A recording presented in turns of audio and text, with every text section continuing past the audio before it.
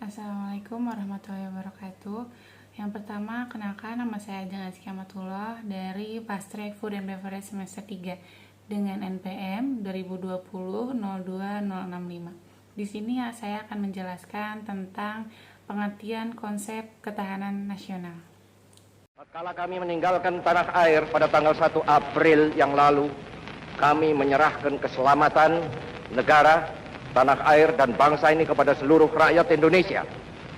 Selama kami di luar negeri, kami memperhatikan benar-benar segala kejadian-kejadian di tanah air. Dan kami memperhatikan pula segala perjuangan, segala sikap daripada rakyat Indonesia untuk mempertahankan keselamatan daripada tanah air dan bangsa itu.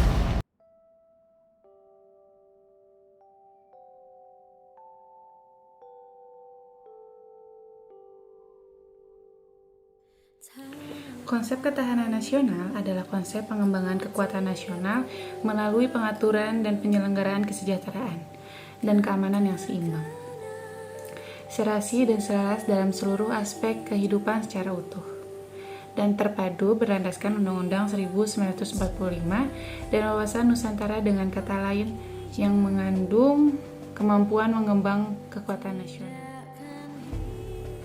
Dengan pendekatan kesejahteraan dan mengembang nilai-nilai nasional demi sebesar-besarnya kemakmuran yang adil dan merata, rohaniah dan jasmaniah. Sedangkan keamanan adalah kemampuan bangsa melindungi hal-hal dan nilai-nilai nasional terhadap ancaman dari luar maupun dari dalam. Ketahanan nasional yaitu suatu kondisi dinamika, yaitu suatu bangsa berisi keuletan dan ketangguhan yang mampu mengembangkan ketahanan, kekuatan nasional, dan menghadapi juga mengatasi segala tantangan, hambatan, ancaman baik itu dari luar maupun dari dalam, juga secara langsung ataupun tidak langsung, yang dapat membahayakan integritas, identitas secara kelangsungan hidup bangsa dan negara. Konsepsi ketahanan nasional ada ketangguhan, keuletan, identitas, integritas, ancaman, juga hambatan dan gangguan. Yang pertama, ketangguhan adalah kekuatan yang menyebabkan seseorang atau sesuatu dapat bertahan, kuat menderita, atau dapat menanggulangi beban yang dipikulnya. Yang kedua, ada keuletan, di mana adalah usaha secara giat dan kemampuan yang keras dalam menggunakan kemampuan tersebut di atas untuk mencapai tujuan.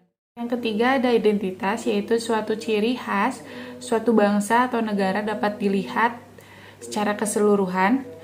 Negara dilihat dalam pengertian sebagai suatu organisasi masyarakat yang dibatasi oleh wilayah dengan penduduk sejarah, pemerintahan, dan tujuan nasional, serta dengan peran internasionalnya.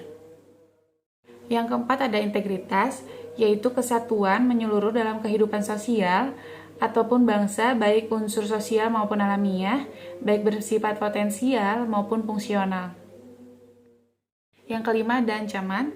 Yang dimaksud di sini adalah hal atau usaha yang bersifat mengubah atau merombak kebijaksanaan, dan usaha ini dilakukan secara konseptual, kriminalitas, dan politis.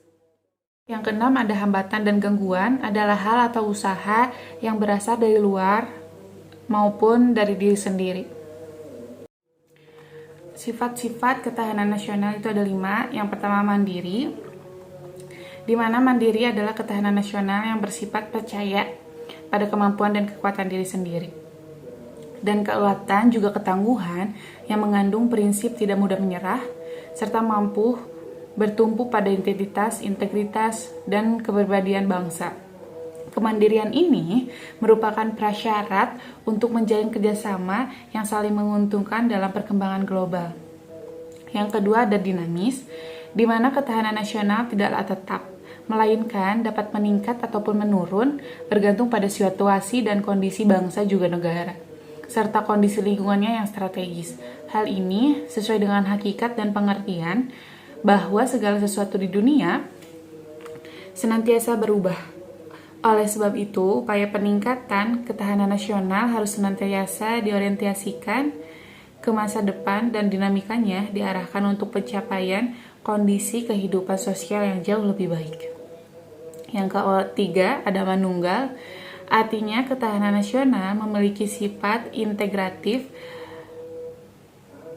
yang diartikan terwujud kesatuan dan perpaduan yang seimbang, serasi dan juga selaras di antara seluruh aspek kehidupan bermasyarakat, bernegara, dan juga berbangsa.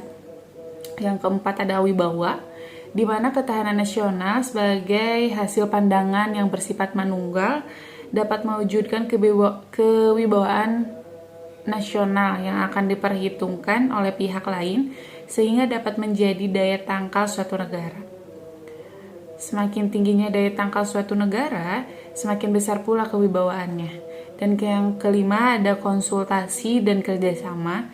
Ketahanan nasional Indonesia tidak mengutamakan sikap konfrontatif dan antagonis, tidak mengandalkan kekuasaan dan kekuatan fisik sementara juga semata, tapi lebih pada sifat konsultatif dan kerjasama yang saling menghargai, juga mengandalkan pada kekuatan moral dan kepribadian bangsa.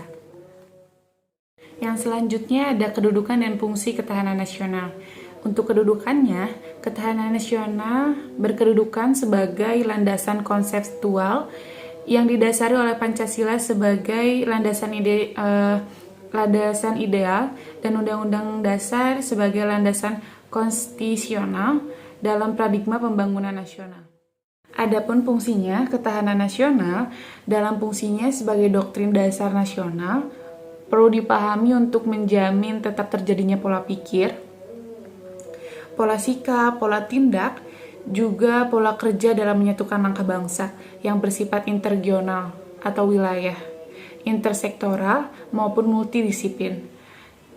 Konsep doktriner ini perlu supaya tidak ada cara berpikir yang terkotak-kotak atau sektoral.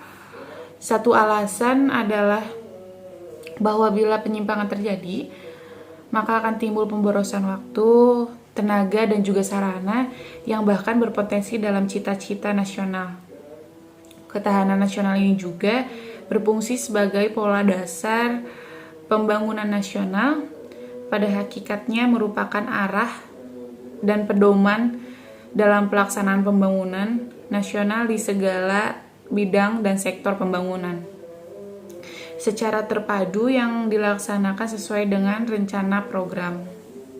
Terakhir ada hakikat ketahanan nasional, di mana itu ada 4 poin. Yang pertama adalah kesejahteraan, digunakan untuk mewujudkan ketahanan yang berbentuk kemampuan bangsa dalam menumbuhkan dan mengembangkan nilai-nilai nasionalnya menjadi kemakmuran yang adil, merata, juga baik jasmani ataupun rohani.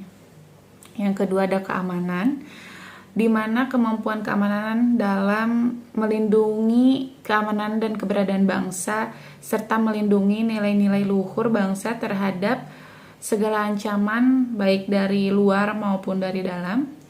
Dan yang ketiga ada pendekatan keamanan dan kesejahteraan. Telah digunakan bersama-sama pendekatan mana yang ditegakkan digantung pada kondisi dan situasi nasional dan internasional.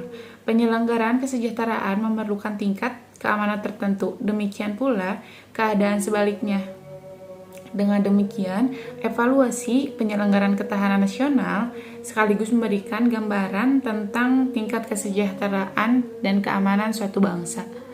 Dan yang terakhir adalah konsep ketahanan dikembangkan berdasarkan konsep wawasan Nusantara, sehingga konsep ketahanan nasional dapat dan mudah dipahami dengan baik apabila telah memahami wawasan Nusantara. Mungkin sekian dari saya. Terima kasih atas perhatiannya. Wassalamualaikum warahmatullahi wabarakatuh.